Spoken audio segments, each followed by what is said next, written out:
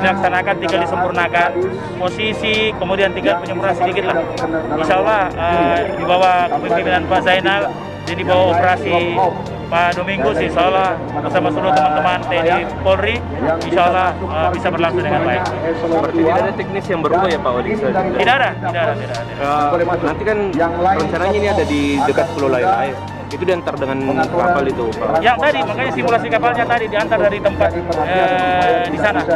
Oh, jadi nanti startnya pasti bukan dari sini Pak? Dari sini dulu, nanti naik, baru dia gabung, baru yang kalau satu-satu naik tinggal diantar. Pak, surat izin dari Kemenkes kemarin sudah diterima ya? Sudah. Hasil keputusannya seperti apa, Pak? Keputusannya memperkenankan untuk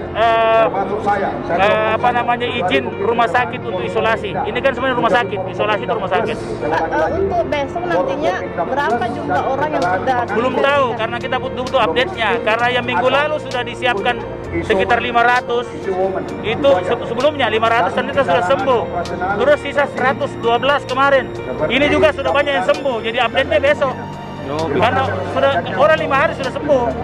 Ya, begitu. Jadi besok baru diperiksa ulang. Baru bisa ditahu lagi. Siapa tahu sudah pas masuk sini sembuh memang. Begitu. Dari simulasi tadi Pak apa ya? Jadi kekurangan adalah sterilisasinya saja. Sistem sterilisasi yang lebih baik.